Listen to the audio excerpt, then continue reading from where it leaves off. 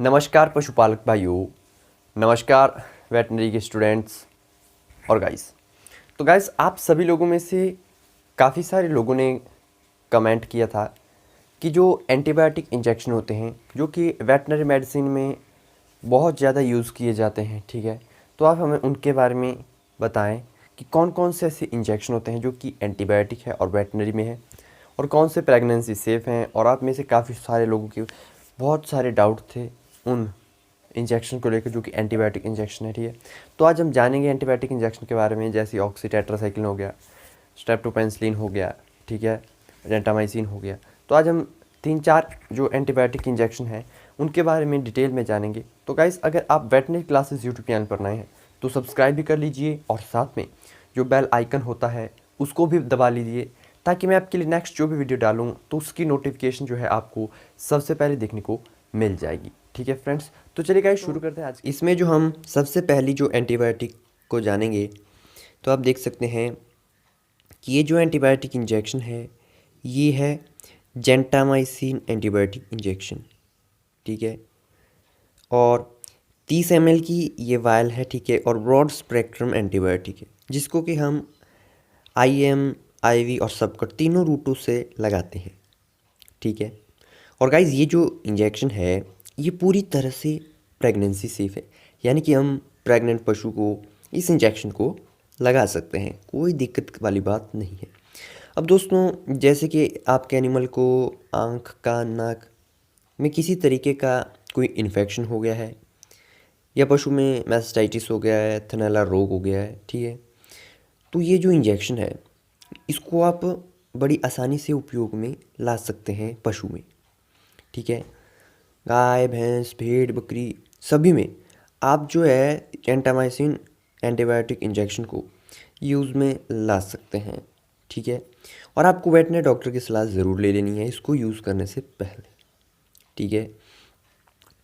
और दोस्तों, इसके कंपोजिशन में अगर आप थोड़ा सा नज़र घुमाएंगे, ठीक है, तो यहाँ पर जेंटामाइसिन सल्फेट यानी कि जो जेंटामाइसिन है वो 40 mg जिसमें आपको देखने को मिल जाता है।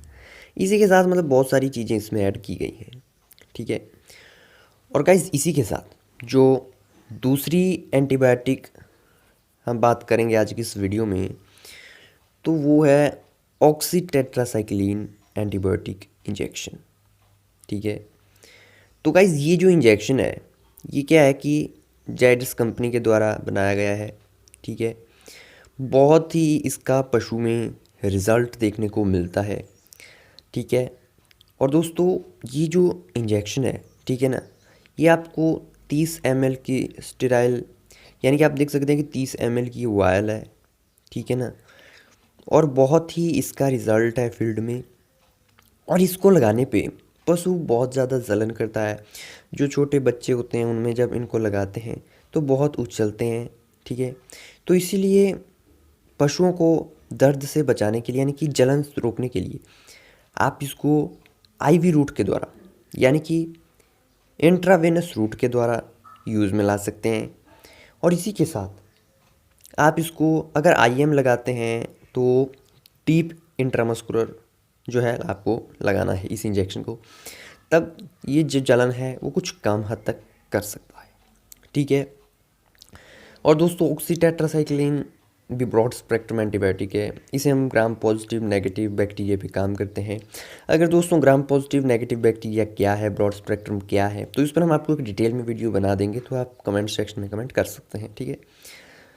तो दोस्तों, इसी के साथ एक मेन इसमें बात ये आती है कि जो इंजेक्शन है ये प्रेगनेंसी सेफ नहीं है। अब बहुत सारे लोग ये कहेंगे कि हम तो जी फील्ड में इसको लगाते हैं, हमें बाद में पता चलता है कि जो है प्रेगनेंसी में इसको नहीं लगाना चाहिए, या फिर हमने ओनर से पूछा ही नहीं, हमने सीधा ऑक्सी लगा दिया एंटीबायोटिक का, और बाद में पता चला कि जो एनिमल है वो प्रेग्नेंट है। तो इसलिए आपको प्रॉपरली ध्यान रखना है कि प्रेग्नेंट पशु में या जो दूध देते हैं पशु, उनमें इस इंजेक्शन को नहीं लगाना है। और जैसे कि जो छोटे बकरी के मेमने होते हैं ना, जैसे कि जो कि मतलब 2, 3, 4, 5, 6 दिन के होते हैं, या 1 सप्ताह या 2 सप्ताह के होते हैं, उनमें इस इंजेक्शन को नहीं लगाना है, ठीक है। हो सकता है वो स्ट्रेस में जा सकते हैं क्योंकि काफ़ी ज़्यादा जलन करता है, और छोटे पशु को आपको यूज़ में नहीं लाना है। और वैसे इसका जो रिज़ल्ट है वो काफ़ी बेहतर है, ठीक है। तो जो नॉन प्रेग्नेंट एनिमल है उसमें आप इजीली जो है इसको यूज़ में ला सकते हैं, ठीक है। और दोस्तों इसके बाद हम बात करते हैं जो कि हमारा बहुत अच्छा इंजेक्शन है, ठीक है। तो ये जो इंजेक्शन है ये है DCR यानी कि डाइक्रिस्टासिन। इसमें जो साल्ट होता है वो स्ट्रेप्टोपेंसिलिन वाला जो साल्ट होता है वो होता है, ठीक है।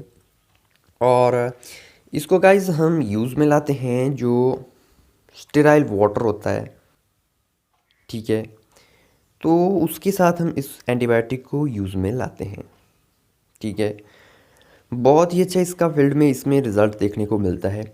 और गाइस ये जो इंजेक्शन है, जैसे कि पशु में कोई घाव हो गया है, किसी भी वजह से हो गया है, या पशु में मैगोटिक वुंड हो गया है, ठीक है, या पशु में किसी चीज़ की वजह से काफ़ी घाव हो गया है, तो ऐसी कंडीशन में ये जो एंटीबायोटिक है ना, इसका जो रिज़ल्ट है वो बहुत ही अच्छा है, ठीक है, घाव की स्थिति में। तो इस एंटीबायोटिक को आप यूज़ में ला सकते हैं। और गाइस पूरी तरह से प्रेगनेंसी सेफ़ है, आपको घबराने की ज़रूरत नहीं है कि क्या हमें प्रेग्नेंट पशु को लगाना चाहिए या नहीं लगाना चाहिए। तो आप इजीली इसको लगा सकते हैं। और एक बात का आपको विशेष ध्यान रखना है कि ये जो एंटीबायोटिक हम आपको बता रहे हैं, इसमें से आपको एक ही एंटीबायोटिक उपयोग में लाना है, ठीक है। यानी कि एंटीबायोटिक को मिक्स नहीं करना है कि आपने सभी में एंटीबायोटिक को यूज़ में ला लिया, नहीं, एक एंटीबायोटिक को ही उपयोग में लाना है। अब दोस्तों लास्ट में हम जिस एंटीबायोटिक इंजेक्शन की बात कर रहे हैं, तो यहाँ से इसकी मार्किंग थोड़ी सी निकल गई है, लेकिन दोस्तों काफ़ी अच्छा ये भी एंटीबायोटिक है, ठीक है। तो ये जो एंटीबायोटिक है ये है एनरोफ्लॉक्सासिन इंजेक्शन, ठीक है। और इसको हमेशा आपने क्या करना है कि इंट्रामस्कुलर ये लगाना है, IM इसको एनिमल में लगाया जाता है, ठीक है। जैसे कि पशु में न्यूमोनिया हो गया है, ठीक है, लंग्स में इन्फ्लामेशन आ जाती है, नाक से गाढ़ा स्राव निकलता है, और इसी के साथ पशु में थनैला रोग वगैरह हो गया है, ठीक है। तो ये भी एक ब्रॉड स्पेक्ट्रम एंटीबायोटिक है, ग्राम पॉजिटिव नेगेटिव दोनों तरह के बैक्टीरिया के ऊपर ये काम करता है, ठीक है। 30 ml की वायल है और प्रेगनेंसी सेफ है, प्रेग्नेंट पशु में आप बेझिझक इसको लगा सकते हैं, ठीक है। इसका भी रिजल्ट शानदार है, ठीक है। और दोस्तों आपको एक चीज़ आनी चाहिए कि कौन सा इंजेक्शन, कौन से एंटीबायोटिक के साथ कौन से इंजेक्शन लगाए जाते हैं किस ट्रीटमेंट में, ये जानकारी होना बहुत ही ज़रूरी होता है।